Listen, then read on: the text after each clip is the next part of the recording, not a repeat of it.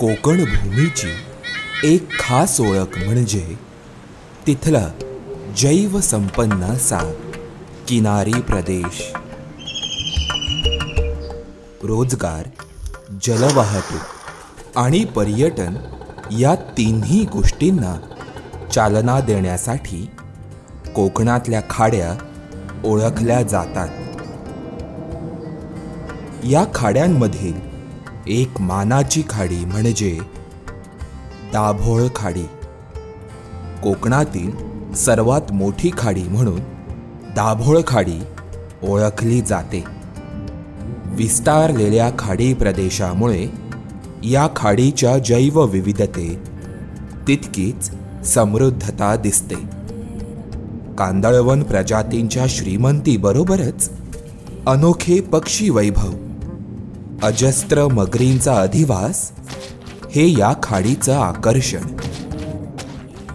आपण आता ही बाजूला खाडी बघतोय, ही कोकणातली सगळ्यात मोठी खाडी दाभोळची खाडी आहे. साधारण दाभोळपासून चिपळूणपर्यंत 38 किलोमीटरची पूर्ण खाडी आहे. चिपळूणच्या इथून कुंभारलीतून येणारी वसिष्ठी नदी आहे ती याच खाडीला मिळते.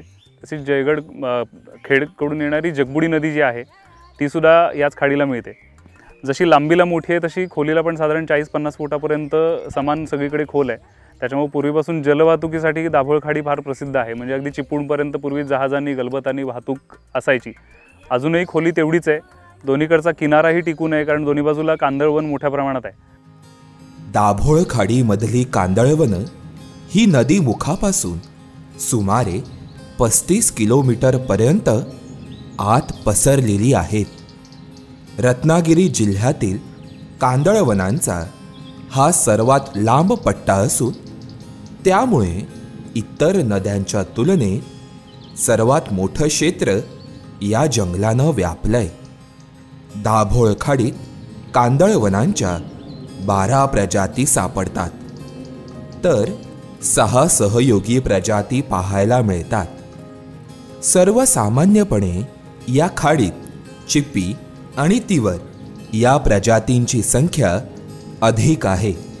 मात्र या खाडीची खरी ओळख आहे ती कॅन्डेलिया कॅन्डल या प्रजातीची कांदळवनं.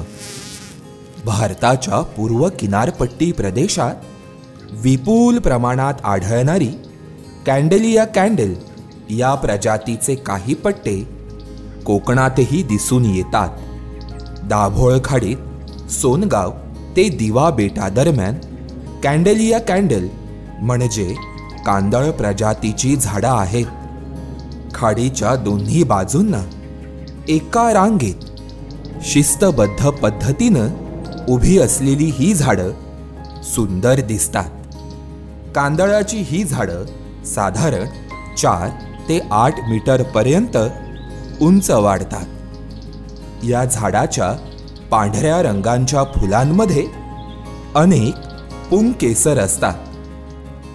सर्वसामान्यपणे पांढरी चिपी, तिवर, कांदळ या प्रजातींची उंची निसर्गामध्ये 7 ते 8 मीटर इतकी पाहायला मिळते. परंतु दाभोळ खाडीमधील ही जी काही गावं आहेत जसे की भडवळे, साक्री, पांगारी या गावांमध्ये पांढरी चिपी, तिवर आणि कांदळ या वनस्पतींची उंची ही 10 ते 15 मीटर इतकी पाहायला मिळते.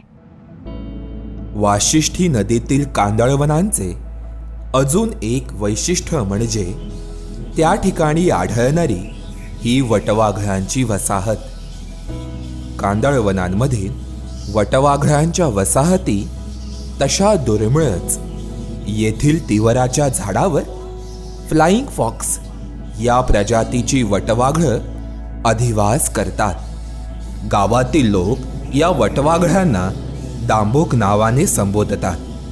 वटवाघळांची ही प्रजात कांदळवनांचे परागीभवन आणि बीज प्रसारणासाठी मदत करते. दाभोळ खाडीलगत राहणारे लोक हे प्रामुख्याने भोई, खारवी आणि कोळी समाजाचे आहेत. या लोकांचा प्रमुख व्यवसाय हा मासेमारी. त्यामुळे हे लोक पूर्णपणे खाडीवर अवलंबून आहेत. खाडीमध्ये जर रोजगाराच्या दृष्टीने जर विचार केला तर बऱ्यापैकी मासेमारी पूर्वी मोठ्या प्रमाणात व्हायची. आता बऱ्यापैकी सगळं क्राऊड हे मुंबई पुण्याकडे विस्थापित होतं आहे, पण तरीसुद्धा मासेमारी जी पारंपरिक ज्या काही पद्धती आहेत त्या पद्धतीने अजूनही मासेमारी खाडीमध्ये होतेच आहे. त्याच्यामध्ये काही डोल लावणं, म्हणजे पाणी खाडीमध्ये आडवं पूर्ण जाळं टाकून त्याला वरती बोयासारखं ठेवलेलं असतं आणि त्याच्यामध्ये त्या जाळ्यामध्ये भरती ओहोटीच्या वेळेला येणारे जाणारे जे काही मासे आहेत ते त्या पद्धतीने त्या डोल लावून पकडण्याची पद्धत अजूनही आहे. दाभोळ खाडीतील अजस्त्र मगरी हे या खाडीचं अजून एक आकर्षण. मार्श क्रोकोडाईल या प्रजातीच्या अजस्त्र मगरी या खाडीत पाहायला मिळतात. येथील दलदलीवर शांतपणे त्या पहुडलेल्या दिसतात. सरपटणाऱ्या जीवांच्या जगात सूर्यस्नान त्यांच्या दररोजच्या दिनचर्येचा एक भाग असतो. तोंड उघडं करून शरीरात निर्माण झालेली अतिउष्णता तोंडावाटे बाहेर काढण्यासाठी या मगरी तोंड उघडं करून बसलेल्या दिसतात. या खाडीमध्ये जसं आपण समुद्रामध्ये बायोल्युमिनन्सचा प्रकार जो दिसत होता, जैवदीप्ती ज्याला म्हणतात, की लाटांच्या बरोबर ते पाणी चमकतं. काही वेळेला निळ्या रंगामध्ये, काही वेळेला हिरव्या रंगामध्ये ते चमकत असतं. तसंच खाडीमध्ये सुद्धा आपल्या दाभोळ खाडीमध्ये यावेळेला ते बघायला मिळालं. खरं म्हणजे पूर्वांपारपासून ते दिसतंय, फक्त ते जाणकारांनी कदाचित त्या बाबतीत कधी निरीक्षण न केल्यामुळे तो अजूनपर्यंत प्रकार तेवढा उघडकीस आला नव्हता. पण आम्ही ज्यावेळेला प्रत्यक्ष बघितलं तर दिवसा साधारण तांबूस काळपट पाणी दिसत होतं आणि तेच रात्रीच्या वेळेला नुसतं शांत बसून राहिलं पाण्याजवळ तरी छोटे छोटे काही स्पॉट असे रंगीत दिसायचे. आणि समजा एखाद्या माशाने उडी मारली किंवा आपण दगड मारला किंवा एखादं लाकूड असं पाण्यामध्ये फिरवलं तर त्याच्यामध्ये निळ्या आणि हिरव्या प्रकारचे असे लाईट चमकल्यासारखं, पारा जसा चमकतो, रेडियम चमकतो, तसं ते चमकायचं. दाभोळ खाडीला आता खाणकाम, वाळू उपसा आणि कांदळवनांच्या झाडांची तोड अशा काही गोष्टींचं ग्रहण लागलंय. याचा परिणाम खाडीवर उपजीविकेसाठी अवलंबून असणाऱ्या लोकांवर देखील होतोय. कोकणातल्या प्रत्येक खाडीला स्वतःची युनिक अशी जैवविविधता लाभली आहे. त्यामुळे इतर खाड्यांपेक्षा वेगळा अधिवास असलेल्या दाभोळ खाडीचं संवर्धन होणं हे काळाबरोबरच तिच्यावर उपजीविकेसाठी अवलंबून असणाऱ्या लोकांकरिता देखील तितकंच महत्त्वाचं आहे. तुम्हाला आमचा हा व्हिडिओ कसा वाटला आम्हाला नक्की कळवा. धन्यवाद.